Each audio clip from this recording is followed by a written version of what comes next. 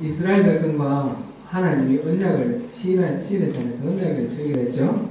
그래서 십계명도 주시고 그 다음에 언약 체결식을 했습니다. 언약 체결식 할 때에 이스라엘 사람들은 그 장로와 그 대표들이 산중턱에 올라가서 70인의 장로들 올라가서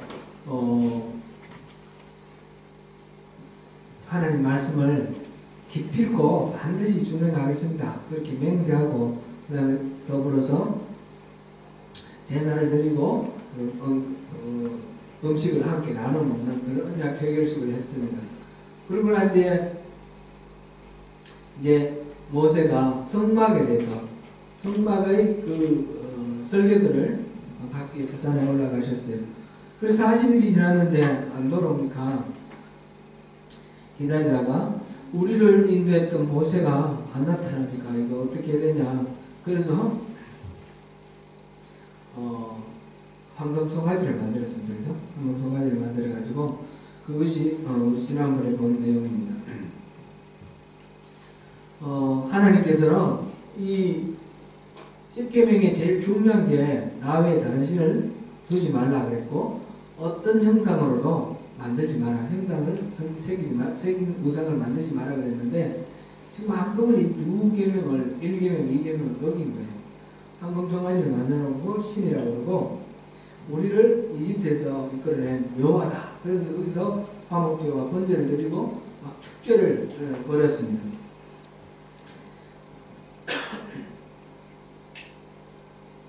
우리 론야가 좀 잘 알아듣기가 어려울 것 같은데 에리미가 좀 다 통역 못하더라도 키워드만 통역해도 좀 알아들을 수 있으니까 우리 에리미 요즘 1인 10역이야 10역 고마워요. 하나님은 진노하셨고 이스라엘을 다 죽여버리겠다 하셨어요. 그리고 모세에게 너와 다시 시작하자. 완전히 이스라엘을 멸망시켜버리고 다시 시작하자 그랬는데 모세가 하나님께 매달리는 거죠. 하나님은 제발 말리지 마라 이러면서 말리지 마라가 무슨 뜻이라고 그랬어요? 말리라는 뜻이라고 그랬어요? 하나님이 모세한테 허락 맡을 이유가 없어요. 나 하는 대로 두라 그랬는데 그렇게 하실 필요 없이 그냥 쳐버리면 될 텐데 모세에게 그 말씀 하시고 네가 내려가 봐라 이렇게 말씀하시는 거는 이제 좀 말리라 네가 가서 해결하라 이런 말씀이겠죠. 네. 그래서 모세가 하나님께 이제 하나님의 말씀에 세 가지로 이렇게 어필을 했습니다. 첫째는 하나님이 이 모세에게 너희 백성이 저렇다 목이 곧았다 그러는데 하나님의 백성 아닙니까? 저희 백성이 아니라 하나님의 백성입니다. 그 다음 두 번째로는 이 이스라엘 사람들을 여기서 죽이면 이집트 사람들이 뭐라고 하겠습니까? 이스라엘 사람 죽이려고 끌어냈다고 하지 않겠습니까? 하나님 이름을 위하여 참으십시오. 그 다음에 세 번째로는 아브라함과 이삭과 야곱에게 하신 약속이 있지 않습니까? 그 약속을 기억해 주십시오. 그래서 하나님의 본성과 하나님의 자비와 하나님의 약속에 근거해서 하나님의 그 은혜를 구합니다. 그래서 하나님께서 뜻을 돌이켜서 멸망하기로 했던 그 화를 내리지 아니하였다. 이렇게 우리 14절에서 이렇게 결론이 났습니다. 그러면 이제 다 끝났느냐? 끝난 게 아닙니다. 이제 모세에게 내려가 보라고 했으니까 모세가 이제 내려옵니다. 내려올 때 하나님이 새겨주신 10계명 두 돌판을 들고 내려옵니다. 여호수아는 산 꼭대기까지 모세와 같이 올라가지는 않았고 중간에 머물러 있었습니다. 그죠? 그렇다고 내려올 것도 아니고 40일 동안 모세가 하나님을 만나는 동안 여호수아는 중간에서 하나님께 이제 모세가 돌아올 때까지 기도하면서 기다리는 거죠. 두렵고 불안함으로 따지면 이 밑에 있는 사람들은 전부 무리들이 다 같이 있는 중이었고 여호수아는 혼자만 있으니까 여호수아가 훨씬 더 두렵고 또 불안하고 그랬겠죠. 그러나 여호수아는 보니까 아무런 동요함이 없이 기도하고 있었던 것 같아요. 그래서 모세가 여호수아를 데리고 내려옵니다. 내려오니까 밑에서 막 시끄러운 소리가 나니까 여호수아가 무슨 진중에서 싸우는 소리가 납니다. 그랬더니 모세가 이거는 전쟁에서 승리한 승전가가 아니고 또 졌다고 막 우는 소리가 아니고 노래하는 소리 같다. 무슨 소리인가? 확실히 모르죠. 하나님 분명히 말씀하셨어요. 이들이 송가지를 금송가지를 만들었다는 거 말씀하셨고 이들이 패역해서 나를 버렸다 이렇게 말씀하셨는데 모세가 그게 뭔지 정확히 알지 못합니다. 하나님 앞에 그렇게 하나님 마음을 돌리시도록 그렇게 간절하게 기도를 했지만 구체적으로 밑에 있는 사람들이 이스라엘 사람들이 뭘 하는지는 모릅니다. 드디어 그 모습이 보이는 데까지 내려왔습니다. 보니까 정말 가관입니다.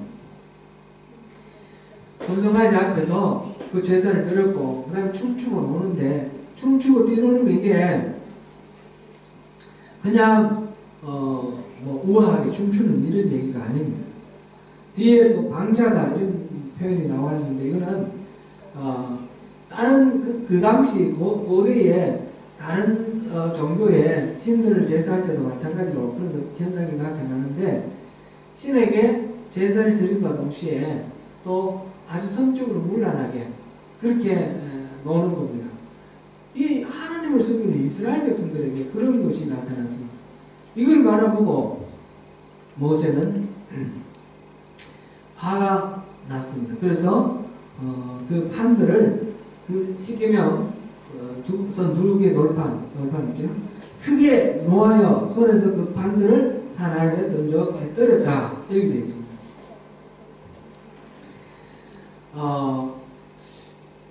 여기서 우리가 이제 생각해 보면 여러 가지 생각해 볼 것이 있습니다. 모세가 성질이 참 한 성질을 하는 사람 같죠. 뭐 화가 나고 던져버리고 막 불같이 막 화를 내면서 말을 하는데 그래도 좀 너무 심한 것 같지 않습니까?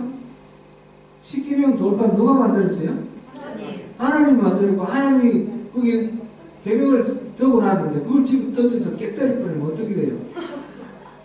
이건 하나님한테 이게 도전하는 거 아니에요? 어떻게 생각하십니까? 근데 하나님이 이렇게 대해서 모세에 대해서 책망하는 그런 거는 없는 것 같아요. 근데 이게 무슨 의미인가? 모세가 좀 이렇게 뭔가 욱하는 게 있긴 있어요. 욱하는 게 있어가지고 젊을 때에 그 히브리 사람들 부당하게 대하는 그 이집트 사람 주먹을 쳐서 죽이기까지 했습니다. 그죠? 근데 40년 동안 왕래 생활하면서 다듬어졌지만 그래도 아직까지도 욱하는 게 있어요. 나중에 보면 무리바 그 물에서 그 백성들에게 그 물을 달라고 하는 백성들에게 화가 나서 지팡이로 반석을 2번 치면서 내가 여기서 물을 내가 이러면서 막 치는 그런 장면이 나옵니다. 화를 내가지고 그 때문에 모세는 가나안 땅에 들어갈 수가 없었어요. 화를 내는 거예요. 그런데 여기에서 지금 화를 내고 있는데 이 화내는 건 똑같은 화내는 건데 여기에서는 화내는 것 때문에 하나님이 모세를 질책하는 것이 없습니다. 심지어 하나님이 만드신 십계명 돌판까지도 집어 던졌는데 이건 굉장히 하나님한테 도전하는 것 같은데 그렇지 그렇게 책망하는 말씀이 없다는 것은 여기에 다른 의미가 있지 않나 우리 생각해 봐야 되겠습니다. 이스라엘 백성들은 하나님과 약속을 맺었고 틀림없이 말씀대로 하나님의 계명을 준수하겠다라고 그렇게 약속했습니다. 그런데 지금 금송아지를 만들어서 섬겼습니다. 그러면 하나님이 말씀하셔서 이 계명을 지키면 내가 너희 하나님이 되어주겠다. 그렇게 말씀하셨죠.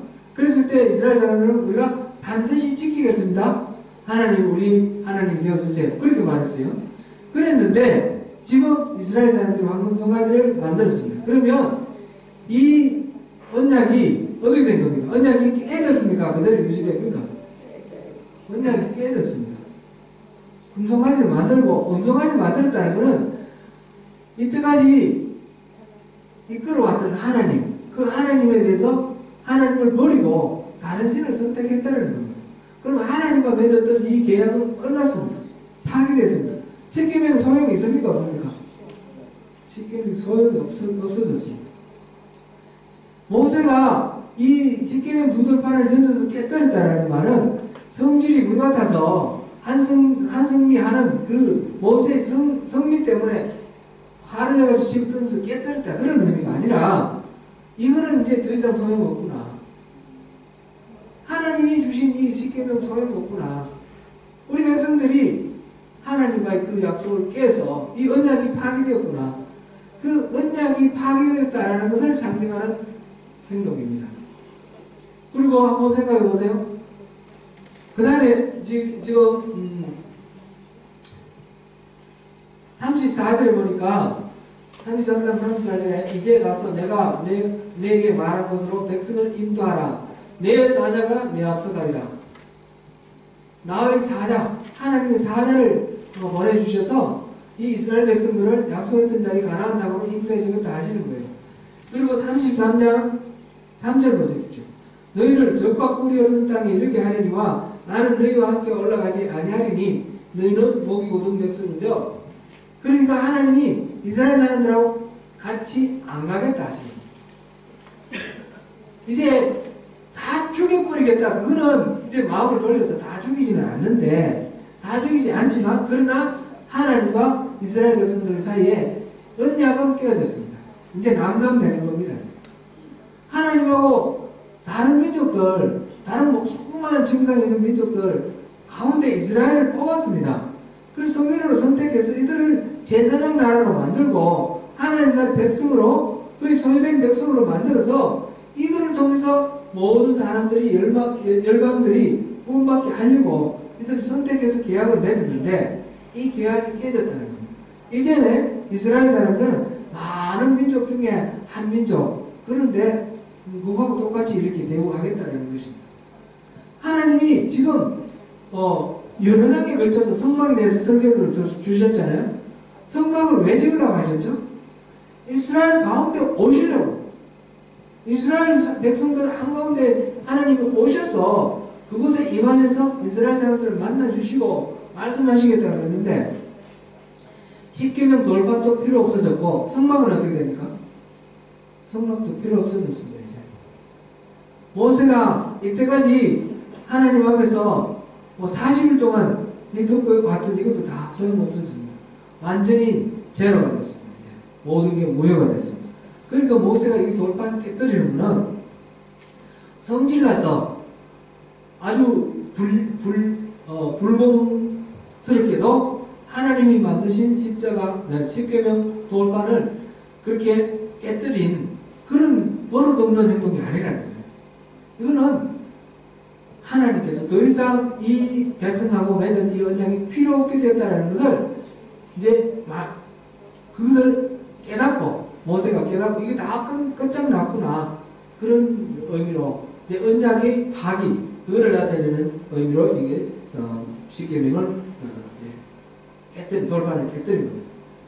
말하자면 지금 이 모세의 행동은 모세의 격한 성매를 보여주는 것이 아니라 하나님 앞에서 우상 숭배를 하는 것이 얼마나 심각한 일이고 지금 이때까지 하나님의 인자하심 받고 하던 이 모든 것들을 무효화시켜버리는 그런 큰 일이라는 것을 보여주는 것입니다. 그러므로 지금 이스라엘 사람들이 지금 마주하고 있는 것은 겉으로 보기에는 모세를 마주하고 있지만 그 진노하신 하나님과 마주하고 있는 것입니다. 이것이 단순히 한두 사람의 범죄가 아니고 이스라엘 공동체 전체의 문제입니다. 말하자면 교회 전체의 문제가 교회 전체가 하나님을 등졌다. 그랬을 때 이 교회와 하나님은 관계가 완전히 끝난 것이죠. 이러한 문제, 지금 이스라엘 사람 전체를 없애버리겠다라는 하나님의 마음은 돌이키셨지만 그렇다고 해서 이들이 지금 하나님 등진 것에 대해서 죄를 묻지 않는 그런 건 아닙니다. 죄에 대해서 죄를 지으면 우리가 하나님 용서해 주시면 그것으로 이제 모든 것이 없어지고 무효화되는 건 아닙니다. 지난 주일날 우리 양문선 총장님 설교 중에 한 예화 있었죠. 아기가 쥐약을 먹었는데 쥐약을 혀에 붙이는 순간 그게 달라붙어가지고 아주 치명적인 독이 퍼졌습니다. 그죠? 그래가지고 병원에 가서 고쳤지만 그 피해가 몸에 손상이 남아있었다는 거 아니에요. 우리 죄를 지으면 죄를 용서해 주시고 끝나는 것이 아니라 그 죄에 대한 우리 값을 지불하는 게 있습니다. 하나님 용서를 받더라도 용서받는 것과 별개로 또 우리가 지불해야 될 값이 있는 것입니다. 모세가 이제 내려와서 그 부분에 대해서 우리가 이제 어떻게 하는지 한번 보겠습니다. 21절부터 29절까지 보겠습니다. 21절부터 29절까지 교독합니다. 모세가 아론에게 이르되 이 백성이 당신에게 어떻게 하였기에 당신이 그들을 큰 죄에 빠지게 하였느냐. 아론이 이르되 내 주여 도와지 마소서 이 백성의 악함을 당신이 아나이다. 그들이 내게 말하기를 우리를 위하여 우리를 인도할 신을 만들라. 이 모세 곧 우리를 애굽 땅에서 인도해 낸 사람은 어찌 되었는지 알 수 없노라 하기에 내가 그들에게 이르기를 금이 있는 자는 빼내라 한즉 그들이 그것을 내게로 가져왔기로 내가 불에 던졌더니 이 송아지가 나았나이다. 모세가 먼저 백성이 방자하니 이는 아론이 그들을 방자하게 하여 원수에게 조롱거리가 되게 하였습니다. 이에 모세가 진문에 서서 이르되 누구든지 여호와 편에 있는 자는 내게로 나아오라 하며 내 자손이 다 모여 그에게로 가는지라. 모세가 그들에게 이르되 이스라엘의 하나님 여호와께서 이렇게 말씀하시기를 너희는 각각 허리에 칼을 차고 이 진 이문에서 저문까지 왕래하며 각 사람이 그 형제를 각 사람이 자기의 친구를 각 사람이 자기의 이웃을 죽이라 하셨느니라. 내 자손이 모세의 말대로 행하매 이날의 백성 중에 3,000명가량이 죽임을 당하니라. 모세가 이르되 각 사람이 자기의 아들과 자기의 형제를 쳤으니 오늘 여호와께 헌신하게 되었느니라. 그가 오늘 너희에게 복을 내리시리라. 아멘. 마지막에는 같이 읽자고 했는데 제가 먼저 읽었습니다. 지금 이제 이런 상황에서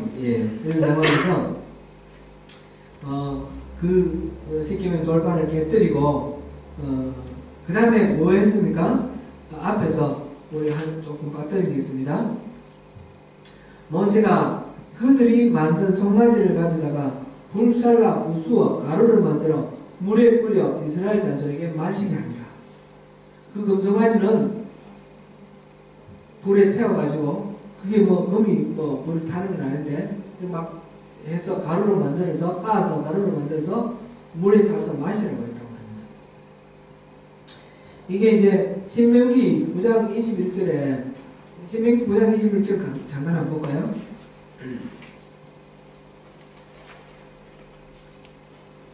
바로 이 장면이 나와 있거든요. 이 장면을 모세가 회고를 하면서 하는 말이 있는데 신명기 9장 21절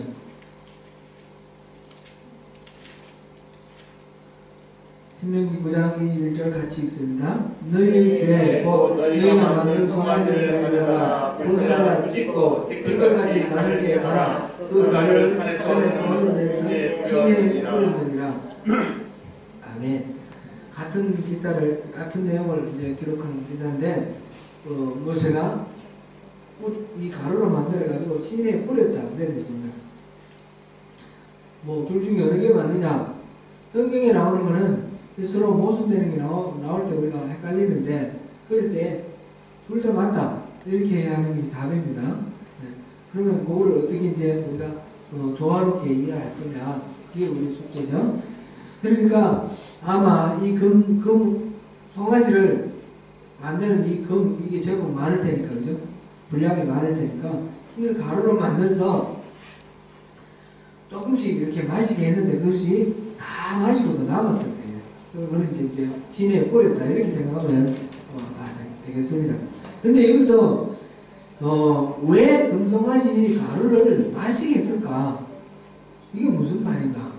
요즘 뭐 이게 몸이 안 좋으면 금침 맞고 막 그러는데 금을 먹으면 건강이 좋은가요? 그래서 이게 금을 먹게 했나요? 암을 맛있어서? 그런 거 아니죠. 뭔가 의미가 있는데 이게 의미에 대한 설명은 없습니다. 설명이 없는데 유추해 볼 수 있는 게 있는데 민수기 5장 12절에서 24절 사이에 보면 이건 다 읽지 않겠습니다. 거기에 보면 여자가 혹시 가늠했다라고 의심될 때 남편이 그 아내를 제사장 앞으로 데리고 와서 제사장에게 이 저주의 선물을 마시게 합니다. 저주의 선물은 토기에다가 물을 받아가지고 그 성막 바닥에 있는 티끌을 타서 물에 타서 그냥 흙물이죠. 흙가루를 타서 흙물 아닙니까? 이 흙물에다가 또 두루마리에 저주하는 말을 써서 그거를 이게 알아가지고 이 글자 쓴 거를 깔으면 먹물 같은 게 옛날에 이제 뭐 글자 쓰는 뭐 가루라든지 뭐가 있겠죠. 그거를 이렇게 씻어서 그거를 이 토기에 흙물 한 데다가 타서 같이 섞는 거예요. 그러면 이게 이제 저주의 선물이 됩니다. 이거를 여자한테 마시게 합니다. 마시게 했는데 만약 이 여자가 부정한 짓을 했으면 넓적다리가 부어오르고 배가 부어오른다 그랬습니다. 넓적다리가 마르고 배가 부어오른다 그랬습니다. 뭔가 신체에 변화가 생긴다 그런 것이고 만약 이 여자가 아무 일도 안 했고 뭐라 그럴까 결백하다면 단어도 잊어먹습니다. 만약 결백하다면 그러면 오히려 임신을 하겠다 이렇게 되어 있습니다. 이게 이제 하나님이 이 사람을 죄가 있는지 없는지를 판별하게 하는 하나님의 방식으로 주신 그런 내용입니다. 그런 율법입니다. 민수기 5장 12절에서 24절 사이에 나오는 말씀입니다. 아마 그거하고 무슨 연관이 있지 않겠는가 이런 생각이 듭니다. 지금 구성가지 죄의 증거입니다. 이를 가루로 빻아서 마시게 하면서 이 사람들이 이미 우상숭배로 지금 여인이 간음했을 때 먹는 이 저주의 선물 마찬가지로 영적으로 간음한 이스라엘 사람들이 이 저주의 선물을 마시면서 하나님의 저주를 묵상하라는 거죠. 그런 것으로 이해를 하면 될 것 같습니다.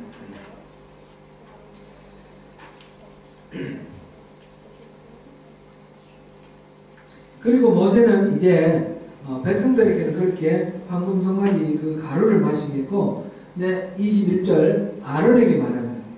이 백성이 당신에게 어떻게 하였기에 당신이 그들을 큰 죄에 빠지게 하였느냐. 아마 모세 입장에서 아론을 많이 좀 이해해 주려고 한 것 같아요. 이 백성들은 도대체 어떻게 했길래 이렇게 했습니까? 이렇게 물어보는 거예요. 이 백성들이 아론을 못 이기게 이렇게 재촉을 해서 어쩔 수 없이 아론이 이렇게 한 거구나 하는 것을 이제 이해를 하면서 그래도 결국은 이렇게 하게 했다라는 책임은 아론에게 있는 거죠. 그거를 인정하게 하는 거죠. 그렇게 물어보는데 아론이 뭐라고 말합니까? 아론이 이르되 내 주여 노하지 마소서 이 백성의 악함을 당신이 아나이다. 아론이 뭘 말해야 되나요? 내가 죄를 지었습니다. 잘못했습니다.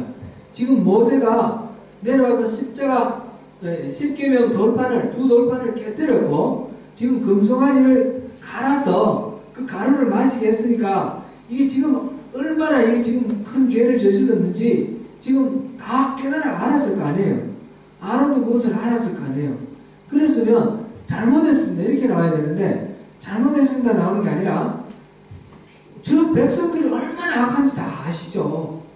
저 백성들 때문에 내가 어쩔 수 없었어요. 좀 공감해 주려고 그랬더니 오히려 더 이렇게 그거를 확대해서 자기 책임을 전가합니다. 에덴 동산에서 아담과 하와가 맨 먼저 이 범죄를 하고 난 뒤에 나타난 현상이 뭐였습니까? 책임 전가하는 거였습니다. 아담에게 아담아 어디 있느냐? 내가 먹지 말라고 한 그 나무 실과를 먹었냐? 예. 하나님이 주신 저 여자가 먹으라 해서 그래 먹었습니다. 그러면서 자기의 책임을 이 여자에게 떠넘겼습니다. 그 여자는 어떻게 했습니까? 하나님이 지으신 뱀이 먹으라고 그래서 먹었습니다. 책임을 전가합니다. 자기의 책임을 지지 아니하고 책임을 전가하는 것. 이게 우리가 뭔가 죄 지었을 때 하나님 우리에게 그 죄 지었는 것을 꾸짖을 칠 때 우리 첫 번째 반응 이게 중요합니다. 이게 우리가 죄를 인정하고 회개하고 잘못했습니다라는 겁니다. 그런데 우리 인간은 본능적으로 좀 뭔가 피하려고 합니다. 뭐 탓을 하고 책임을 전가하고 그래서 좀 뭔가 모면해 보려고 하고 그렇게 하는 것이 우리 인간의 특성입니다. 여기서 아론이 그렇습니다. 아론은 모세가 이 200만 인구 전체 이스라엘 사람들을 다 책임지라고 맡겨놓은 이 지도자입니다. 단순한 한 사람이 아니고 그리고 하나님과 인간 사이를 중재하는 그런 제사장의 역할을 맡은 사람입니다. 그런데 그 아론이 내주여 노하지 마소서 이 백성의 악함을 당신이 아네다. 23절 그들이 내게 말하기를 우리를 위하여 우리를 인도할 신을 만들라. 이 모세 곧 우리를 애굽 땅에서 인도해낸 사람은 어찌 되었는지 알 수 없노라 하기에 24절 내가 그들에게 이르기를 금이 있는 자는 빼내라 한즉 그들이 그것을 내게로 가져왔기로 내가 불에 던졌더니 이 송아지가 나왔나이다. 사실 잘 말했습니까? 1절 다시 한번 보겠습니다. 1절 백성이 모세가 산에서 내려오니 더딤을 보고 모여 백성이 아론에게 이르러 말하되 일어나라 우리를 위하여 우리를 인도할 신을 만들라. 이 모세 곧 우리를 애굽 땅에서 인도해낸 사람은 어찌 되었는지 알지 못함이니라. 아론이 말하는 말 이건 똑같습니까? 다릅니까? 여기까지는 똑같습니다. 그죠? 그 다음에 2절부터 5절까지가 아론이 또 모든 금부치를 갖고 오느라 그래가지고 그걸 가지고 송아지를 만들고 조각칼로 깎아서 만들었다 그랬습니다. 그리고 절기를 선포하고 제사를 지냈습니다. 그랬는데 그거를 뭐라고 표현했습니까? 불에 던졌더니 송아지가 툭 튀어나왔다. 아, 참. 그러니까 누구 잘못이에요? 불 잘못이지, 불. 불 잘못이지, 불. 아론은 잘못한 거 하나도 없어요. 참. 하나님이 속겠습니까? 모세가 속겠습니까? 아무도 안 속죠. 책임을 전가하고 백성이 악해서 그렇다고 그러고 불에게 모든 것 다 말해요. 진실을 말하는 것 같은데 일부는 이렇게 좀 확대하고 일부는 좀 줄이면서 정작 자기가 책임져야 될 부분은 줄이고 다른 사람이 책임질 걸 말하는 것은 부풀리고 이러면서 책임을 떠넘깁니다. 이게 아론의 죄입니다. 죄. 우리가 죄에 대해서 우리가 죄는 저절로 이루어지는 게 아닙니다. 아론의 이야기를 들어보면 죄가 저절로 막 이루어지는 것 같아요. 그냥 불에 던졌더니 그냥 송아지가 툭 튀어나오고 이렇게 되는 것 같은데 절대 그렇지 않죠. 제가 이제 우리 죄의 본성에 대해서 얘기를 할 때 이 떨어뜨리면 그냥 떨어지는 거. 그래서 이 지구의 그 중력의 법칙에서 떨어지는 것처럼 인간은 죄를 짓기 위해서 노력하지 않아도 자연스럽게 죄가 지어진다라는 거죠.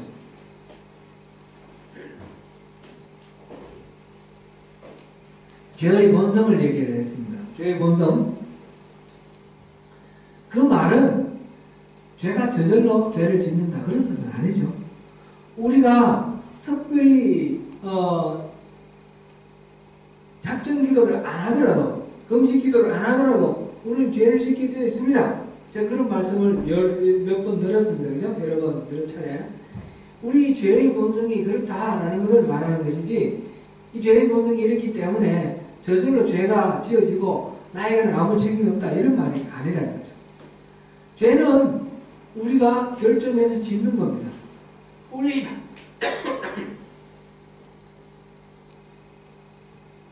우리 안에 죄의 본성이 있습니다. 우리 안에 두 가지 욕심이, 두 가지 바라는 바가 싸우고 있습니다. 하나는 육체의 소욕대로 살고자 하는 마음, 하나는 성령이 이끄시는 대로 살고자 하는 마음. 이 둘 중에 어느 걸 선택하느냐, 이건 나의 책임입니다. 본능적으로 나는 죄의 본성대로 따라가고 싶습니다. 그러나 우리는 끊임없이 자기를 쳐서 복종시키면서 성령의 길을 따라야 됩니다. 죄가 저절로 죄를 지어 가는 것이 아니라 죄는 내가 선택한 결과입니다. 그래서 내가 능동적으로 그 죄를 짓는다는 것을 인정을 해야 됩니다. 하나님의 은혜를 이렇게 많이 강조를 하다 보면 우리가 모든 것들이 하나님의 섭리에 있고 모든 것이 하나님의 뜻 안에 계획 안에 다 있다, 이것을 우리가 고백하다 보면 우리 인생에 벌어지는 모든 일들이 다 하나님 책임 같습니다. 그렇게 되면 하나님께 다 책임을 돌려버리면 나는 아무 잘못이 없습니다. 모든 죄의 책임이 다 하나님께 있고 잘못은 다 하나님이 다 하시는 거죠. 그렇게 되면 어떻게 됩니까? 하나님이 우리에게 그렇게 죄를 짓게 하시는 것이 아니라는 거예요. 하나님을 등졌기 때문에 죄의 본성을 가지고 하나님이 원하시는 것하고 다르게 우리 끊임없이 죄를 짓고 있습니다. 하나님께서는 그런 우리를 내버려 두지 아니하시고 죄를 짓지 않도록 회복하시기 위해서 우리 가운데 오셨고 우리에게 용서를 베푸시며 하나님 자녀를 삼아주시고 죄와 싸워 이길 수 있는 그런 은혜와 능력을 우리에게 주시는 것입니다. 이 세상은 지금 죄와 악으로 가득 차 있는데 이거는 하나님 책임이 아니라 인간의 범죄함으로 이 세상이 악으로 가득 찼습니다. 그래서 공중권세 잡은 자, 이게 이제 말하자면 사탄입니다. 악의 세력. 악의 세력이 세상을 지배하고 있는 것입니다. 그 악의 세력에 내가 주인으로 주권을 맡겨버리면, 내 인생의 주권을 맡겨버리면 내가 죄를 짓는 것이고, 그게 거부를 하고 하나님께 주권을 맡겨드리면 내가 바로 하나님 나라가 되는 것이고, 내가 하나님의 인도하신 대로 살아가는 것입니다. 이 책임은 나한테 있는 것입니다.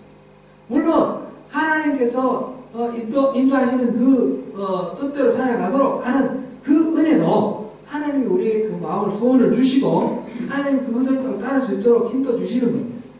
하나님 주시는 그 소원도 우리가 은혜이지만 그것도 우리가 선택하는 것입니다. 죄의 책임은 절대로 자기에게 있다는 것을 우리가 인정을 해야 됩니다. 죄의 책임을 하나님께 돌려버리면 안 됩니다. 요한일서 1장 9절에 보니까 만일 우리가 우리 죄를 자백하면 그는 미쁘시고 의로우사 우리 죄를 사하시며 우리를 모든 불의에서 깨끗하게 하실 것이요, 이렇게 말씀하셨습니다.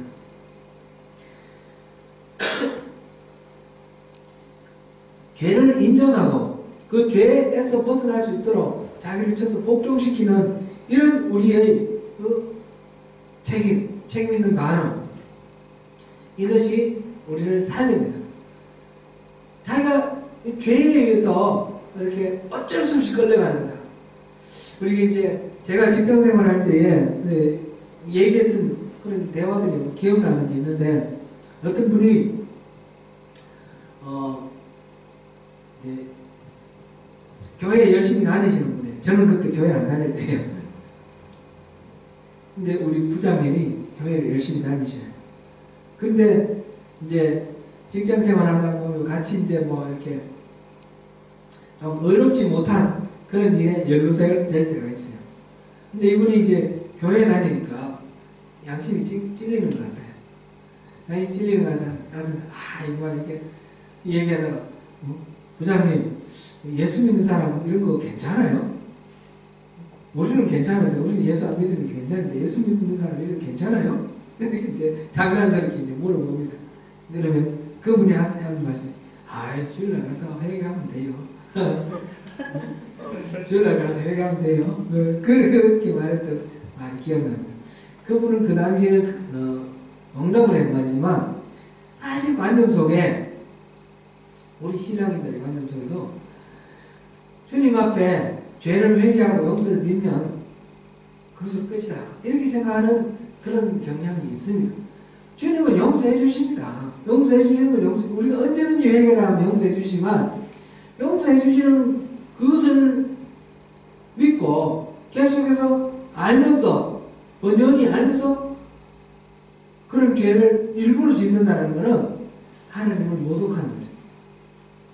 여기서 이제 아론에게서 우리 송아지가 튀어나왔다는 말 때문에 이거는 죄는 저절로 죄가 수동적으로 저질러지는 것이 아니고 죄는 우리가 능동적으로 짓는 것이기 때문에 죄에 대해서 우리가 책임을 져야 된다는 것을 한번 깊이 생각해 봤습니다.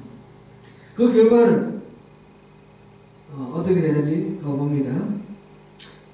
25절 보니까 모세가 먼저 백성이 방자하니 이는 아론이 그들을 방자하게 하여 원수에게 조롱거리가 되게 하였습니다. 백성이 방자인데 아론이 그렇게 만들었다는 거예요. 리더가 그것을 말리지 않았다는 거예요. 오히려 그 백성들의 그 이야기를 부추겨서 그 송아지를 우리 신을 만들자 그랬을 때 내놔라 그래가지고 그걸 가지고 적극적으로 동조를 해서 조각칼로 깎아서 송아지를 만든 사람은 아론이에요. 그렇게 해서 그 결과는 어떻게 됐습니까? 원수들에게 조롱거리가 된 겁니다. 금송아지를 만들어가지고 이렇게 방자하다는 말이 방자한 게 뭐예요?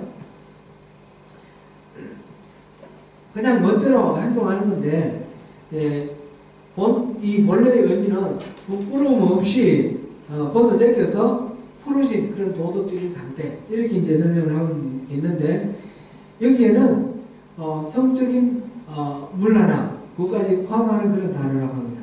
그러니까 이게 앞에서 제가 말씀드렸듯이 이 지금 노래한다 춤춘다 라는 것이 우아하게 댄싱하는 걸 말하는 것이 아니고 그것이 문란하게 그냥 이제 이방 신들을 섬기는 사람들의 그 행태와 마찬가지로 그 신전에서 성적으로 문란하고 그 다음에 춤추고 또 말하는 광란의 파티를 벌이는 겁니다. 광란의 파티를 벌이고 있는 그것 이 방자 모습입니다.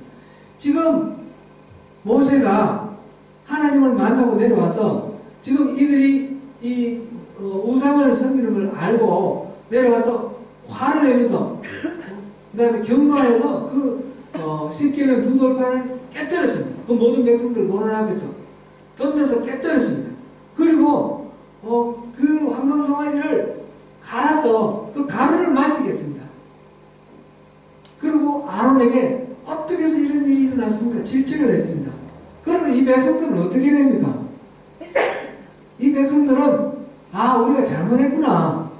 그거 인정해야 되는 거 아닙니까? 최소한 자기들이 모세가 없어서 지금 약간 헤맸는데 모세가 왔으니까 이제 제자리 잡으면 되겠구나. 그러면 될 거 아니겠습니까? 그런데 이들이 모세가 먼저 25절 지금 이런 일이 있었는데 모세가 먼저 백성이 방자하니 이 말은 뭡니까? 모세가 그렇게 했는데도 이 사람들은 아직도 그 광란의 파티를 멈추지 않고 있다는 거예요. 그 문란한 성적인 행위를 계속하고 있는 겁니다. 너는 떠들어라. 나는 이게 좋네. 이런 겁니다. 그러니까 원수의 조롱거리가 되는 것 아니겠습니까? 오늘날 우리 교회가 참 말씀이 여러 가지로 참 말거리가 되고 있는데 그저께 뉴스를 보니까 통합측에서 장로교 통합측에서 무슨 세미나를 하는데 여론조사를 했는데 우리 국민들 믿지 않는 사람들 국민들 중에 75%가 목사를 불신한다. 기독교를 불신한다. 이런 이야기가 나와 있더라고요. 35%가 아니고 75%가. 75%는 다 알아는 거 아니에요. 불신한다. 그동안에 뉴스에 얼마나 많은 그런 것들이 나왔습니까? 목사의 더러운 그런 행동, 초한 성적 추문, 논문 뭐 이렇게 표절하는 거, 그다음에 여러 가지 이렇게 부도덕한 그런 것들이 많습니다. 몇 년 전에는 보니까 이제 총회에서 무슨 행사 뭘 하는데 총회 총무가 그 합동 쪽인 것 같아요. 총무는 굉장히 총회장 밑에 실질적으로 일을 하는 사람이 굉장히 고위 중요한 역할을 하는 사람이 가스총을 빼들고 여기가 그렇게 자기 얘기를 하려고 다른 사람 말을 막으려고 가스총을 빼들고 그래가지고 그것도 말씀이 된 적이 있습니다. 뭐 또 부끄럽지만 우리 감리교에서는 이 감독 회장이 몇 년 동안 거의 한 5년 동안 공백 상태를 보냈습니다. 왜 그렇습니까? 이 소송에 걸려가지고 계속 이런 식의 일들이 계속 뉴스에 나오지 않습니까? 뉴스에 나오고 또 뭐 여의도에 있는 큰 교회 목사님이 돈을 어떻게 했다. 그게 이제 지금 또 재판에 나와가지고 유죄 판결 나오고 어떤 목사님은 도박해가지고 성도들이 헌금한 것까지 도박해가지고 그것 때문에 또 유죄 판결 또 얼마 전에 또 나왔어요. 이러니까 목사님들이 이게 참 존경할 수가 없죠. 참 이게 참 너무너무 부끄러운 일입니다. 믿지 않는 사람들은 예수 믿는 사람들이 좀 이상하다고 해요. 제 가까운 친척들도 예수 안 믿는 사람이 많은데 제가 가서 예수 믿으라 그렇게 이제 뭐 얘기를 하고 그러면 요새도 예수 믿는 사람 있냐고 그렇게 말합니다. 그리고 예수 믿는 사람들은 그거 무슨 비즈니스라고 그러고 어떻게 똑바른 정신이 똑바른 사람이 어떻게 예수를 믿냐고. 우리가 보면 이단한테 막 끌려가는 사람들 보면 이상하지 않습니까? 이해 안 되지 않습니까? 그것처럼 생각을 하네요. 그것처럼. 이게 이제 원수들의 조롱거리가 된 거예요. 원수들의 조롱거리. 우리가 죄와 악에 대해서 이거를 엄격하게 해결하지 않으면 이제 이런 문제들이 있을 때마다 뭐 교단에서 이렇게 치리를 하는데 치리를 제대로 안 하는 거예요. 서울의 어느 그 교회, 청년교회 목사님은 성추문이 있어가지고 그게 이제 계속해서 이제 총회에 소송이 올라가는데 총회에서는 그걸 다루지 않아요. 계속 이렇게 뭐 미루든지 떠넘기든지. 그러니까 결국 유죄 선고를 안 냈어요. 아직 몇 년이 됐나? 한 6, 7년 됐는데. 뭐 죄에 대해서 털어서 먼저 한다는 사람이 있냐? 너나 나 다 똑같은 죄인 아니냐? 그렇게 엄격하게 다지지 말자. 이런 식으로 어떻게 들어보면 굉장히 은혜로운 것 같고, 그런데 그런 것이 은혜로운 것이 아니라는 거죠.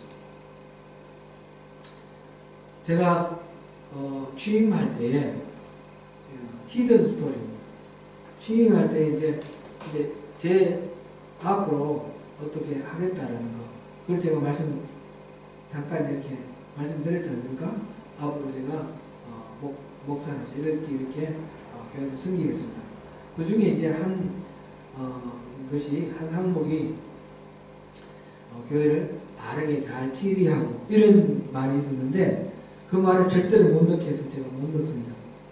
오늘날은 교회에서 치리하는 것을 불가능하게 합니다.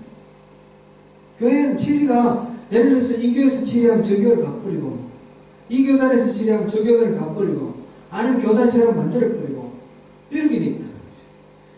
개신교가 굉장히 많은 장점이 있음에도 불구하고 이것이 큰 약점이고 맹점입니다. 잘못에 대해서 잘못이라고 말하고 그것에 대해서 회개하고 그것을 받아는 절차가 있어야지. 그래 그 잘못을 극복하고 이겨낼 거 아니겠습니까? 그것을 그 다음에 다시 저지르지 않을 거 아니겠습니까? 그게 해결이 안 되니까 이렇게 원수들을 조롱 되는 것입니다. 이런 이제 백성들이 방자해가지고 그렇게 지금 모세가 하나님의 그 모든 언약이 깨어졌다. 하나님과의 우리의 언약이 깨어졌다. 이 십계명도 필요 없게 됐다. 이 성막 이거 다 필요 없게 됐다 말하고 그 황금 송아지를 불쏘서 가루로 마셨는데도 그럼에도 불구하고 이 백성들이 여전히 방자하게 그 상태로 돌이키지 않고 있는 그런 상황입니다. 모세가 이런 상황에서 하나님이 다 없애버리겠다라고 뭐 그렇게 말씀을 하셨지만 이 상황이면 그 다음에 아무 일 없겠습니까? 하나님의 징계가 없겠습니까? 하나님 징계가 두려운 모세 입장에서 하나님이 전부 다 진멸해버리고 너랑 다시 시작하자 이거는 마음을 돌이켰지만 지금 어떤 징계가 얼마만큼 많이 내릴지는 모르는 겁니다. 그 이후에 우리 민수기도 보면 그런 하나님의 징계가 쭉쭉 내려오는데 요즘 새벽기도 이번 주에 한 게 고라 자손의 반란 아니었습니까? 그랬을 때 땅이 갈라지고 고라 자손이 매몰되는 그런 하나님의 징계가 있었고요. 그 다음에 250명의 그 지휘관들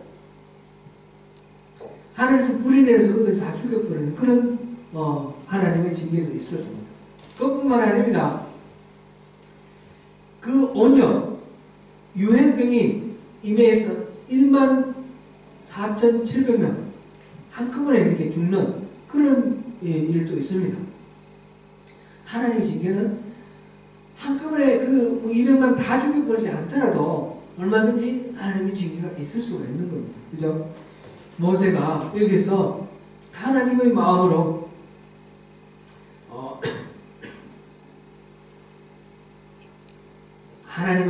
하나님의 징계를 대리합니다. 지금 모세가 문에 서서 이르되 누구든지 여호와의 편에 있는 자는 내게로 나오라. 여호와의 편에 있는 자는 내게로 나오라. 하나님 편에서 나오라 그랬더니 레위 지파 사람들이 나왔습니다. 27절 우리 같이 한번 읽어보겠습니다. 모세가 그들에게 이르되 이스라엘의 하나님 여호와께서 이렇게 말씀하시기를 너희는 각각 뿌리에 칼을 차고 진 이문에서 전문까지 원하며 각 사람이 그의 형제를 각 사람이 자기의 친구를 각 사람이 자기의 이웃을 죽이라 하셨느니라. 레위 사람들이 나왔는데 하나님이 편에 서라 그래서 어떤 일이든지 내가 하나님 편에 서겠습니다. 그러고 나왔더니 칼을 들고 이 텐트 이문에서 저문까지 그 형제를 친구를 이웃을 죽이라 죽이라. 아이고 이런 명령인 줄 알았으면 안 나왔을 거다 이런 생각 안 들겠습니까? 어떻게 그 죽입니까? 죽여 칼을 들고 이게 쉽지 않은 일입니다. 그죠? 근데 이렇게 다 죽이라고 했습니다. 왜 이렇게 죽이라 합니까? 하나님 편에 선다는 것은 우리의 죄를 인정하고 하나님 앞에 사죄를 하면서 하나님의 마음으로 하나님께서 하시고자 하시는 일을 내가 기꺼이 하겠다라는 그런 것입니다. 하나님 편에 선다라는 것은 그 하나님의 대적과 맞서 싸우겠다는 그런 것입니다. 여기서 중립지대는 없습니다. 이쪽 아니면 저쪽입니다. 그런데 이쪽에 썼습니다. 그런데 이게 모세가 한 얘기입니까? 하나님이 하신 말씀입니까? 그러니까 모세가 이스라엘의 하나님 여호와께서 이렇게 말씀하시기를 하라 하셨느니라. 이 지금 그 안에 들어있는 다음 단에 들어가는 것은 곧 각각 허리에 칼을 차고 진 이문에서 저문까지 막내하며 각 사람 그 형제를 각 사람이 자기 친구를 각 사람이 자기 이웃을 죽이라. 여기까지의 이야기는 하나님이 하신 말씀이에요. 하나님이 이렇게 죽이라고 하셨어요. 이들이 아무 맥락 없이 그냥 무고한 사람을 죽이라 하는 건 아닐 겁니다. 여기 생략된 게 있을 텐데 이들이 아마 범죄하는데 중심적인 역할을 한 사람들, 하나님을 대적하고 우상을 숨기는데 중심적인 사람들. 지금 모세가 내려와서 지금 화를 내면서 이렇게 하나님의 그 마음을 전했는데, 하나님의 열정으로 분개하고 그랬는데 그 앞에서 계속 방자하게 행동하는 사람들, 그런 사람들이겠죠. 그런 사람들 중에 우리 가까운 사람도 있는 거예요. 친척도 있고 우리 가족도 있고. 그런데 이 정의에 끌리지 말고, 이 레위 지파는 다르지만 다 같은 민족 아닙니까? 그죠? 이 중에 하나님이 대적해야 될 사람은 가차없이 대적하는 것. 이것이 레위 지파가 할 일입니다. 이거 너무합니다. 하나님 어떻게 이렇게 잔인한 일을 우리에게 시킵니까? 난 못해요. 이렇게 하지 않고요. 그 판단의 기준은 하나님께 있고, 기준은 하나님의 기준을 가지고 하나님 주시는 명령에 스스로를 쳐서 복종시키면서 나가는 것이 바로 하나님 편에 서는 사람입니다. 여전히 회개하기를 거부하고 있거나 지금 방대한 상태에 있는 이 사람들을 죽입니다. 누가복음 14장 26절에 보니까 무릇 내게 오는 자가 자기 부모와 처자와 형제와 자매와 및 자기 목숨까지 미워하지 않으면 능히 나의 제자가 되지 못하고, 이렇게 예수님이 말씀하셨습니다. 주님과의 관계 속에서 어떤 것보다도 이 주님과의 관계를 우선하라는 것입니다. 부모 자식 간의 관계보다도 주님과의 관계를 우선해야 되고, 형제와 자매와 여기까지도 그렇고, 심지어 자기 자신의 어떤 욕망과도 하나님과의 관계를 어그러뜨리는 것이면 가차없이 그것을 물리쳐야 되는 것입니다. 이 모든 판단의 기준은 하나님께 있는 것이고 하나님이 제시해 주신 그 말씀에 달려있는 것입니다. 그래서 3,000명을 죽였습니다. 3,000명은 레위 지파 사람들이 하나님 말씀대로 이스라엘 백성 중에 3,000명을 죽였습니다. 참 많이 죽였죠.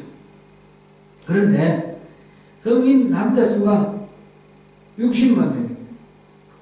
지금 3,000명을 죽였는데 남자 여자 뭐 있을지 모르겠지만 성인 남자만 기준을 했을 때 3,000명은 60만 명의 0.5%입니다.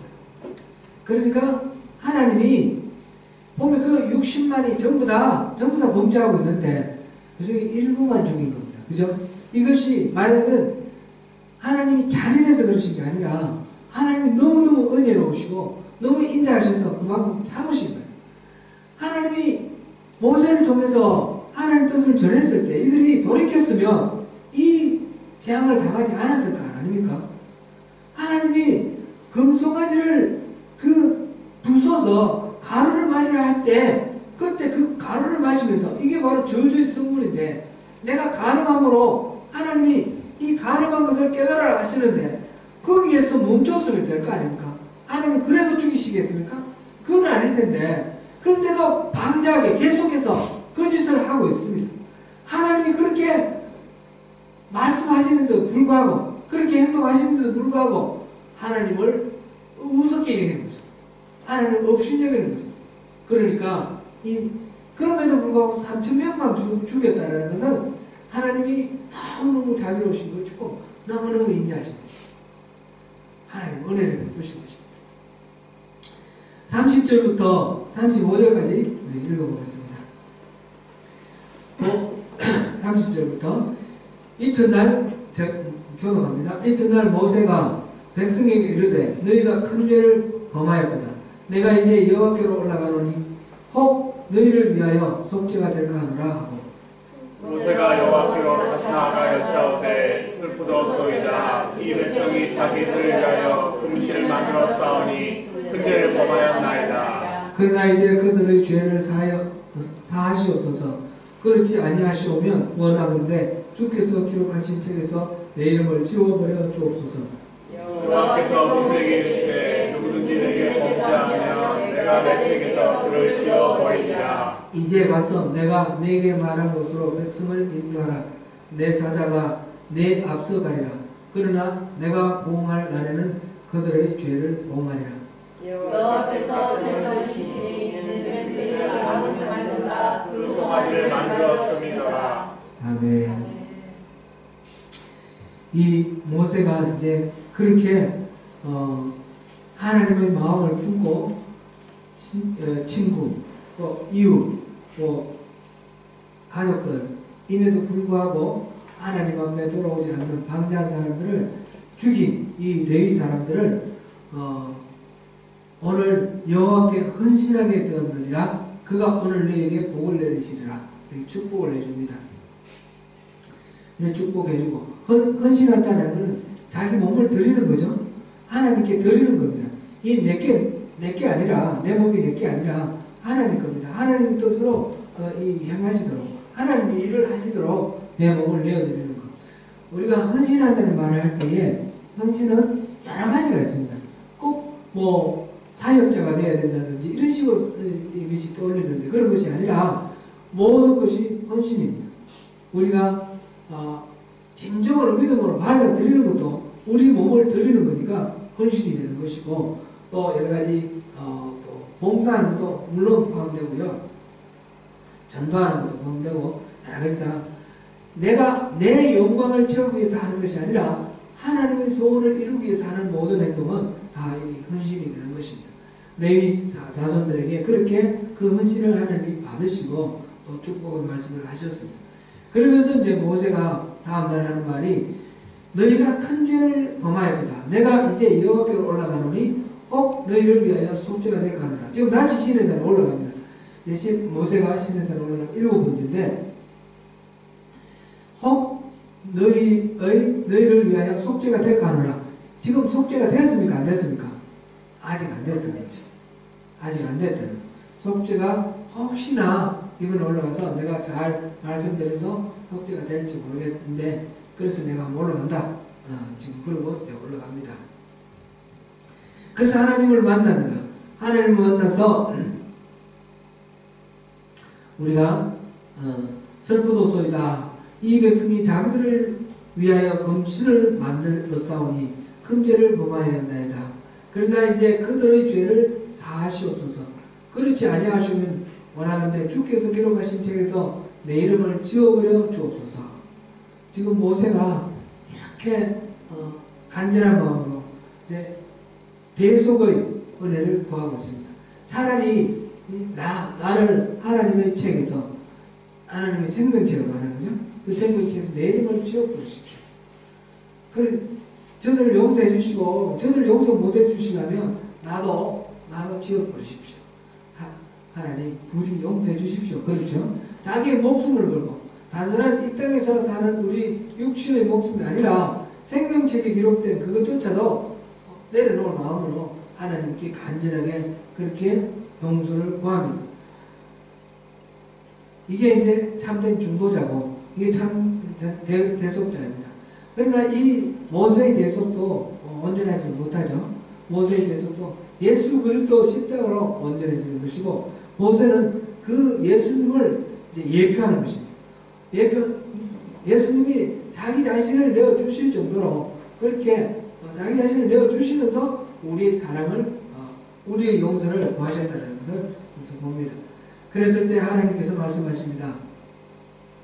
누구든지 내게 범죄하면 내가 내 책에서 그를 지워버리리라. 이제 가서 내가 내게 말한 곳으로 백성을 인도하라. 내 사자가 내 앞서 가리라. 그러나 내가 보응할 날에는 그들의 죄를 보응하리라. 하나님은 죄에 대해서 값은 반드시 갚아야 된다. 그 말씀하십니다. 죄는 값을 치러야 된다. 누구든지 범죄하면 내 책에서 그를 지워버리겠다. 이 말씀입니다.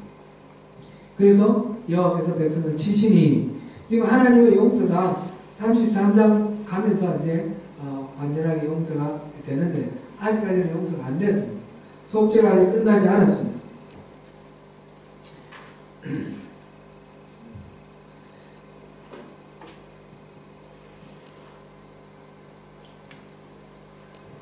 우리 죄는 정말 무섭습니다. 죄를 그냥 대수롭지 않게 넘어가면 안 됩니다. 죄에 대해서는 반드시 값을 치러야 합니다. 하나님께서 독생자를 아낌없이 내어주셔서 예수님께서 십자가를 지심으로 우리가 모든 죄값을 우리가 치르지 않고 우리는 예수를 믿음으로 용서를 받습니다. 그러니까 우리가 용서받는 것은 공짜로 용서받는 것입니다. 그죠? 우리가 공짜로 용서를 받습니다. 그러나 그 용서를 위해서 정말 모든 것이 공짜입니까? 공짜가 아니라 예수님을 값으로 치르는 것입니다. 우리가 죄를 짓는다는 것은 바로 예수님을 다시 십자가에 못 박는 것입니다. 구원받은 백성이 성화된 삶을 살고 죄에서 자유롭게 죄와 싸워 이겨 승리하는 것이 당연합니다. 그런데 우리는 예수님께서 용서해 주셨으니까 우리 죄를 용서해 주셨으니까 그러면서 이 죄에 대해서 심각하게 생각하지 않고 가볍게 여기는 그런 경향이 있습니다. 우리 한국교회에 대해서 제가 계속 말씀드려서 죄송한데 그것은 한국교회를 욕하는 것이 아니라 바로 그 자리에 우리가 있다는 것입니다. 그 자리에 우리가 있으니까 이제 그 이야기를 하면서 우리 자신을 돌아보고 우리가 바로 서자라는 것입니다. 한국교회가 가장 큰 배단이 오늘날 얘기하는 것이 이 하나님이 구원해 주신 이 은혜를 너무 값싸게 취급을 한다는 것입니다.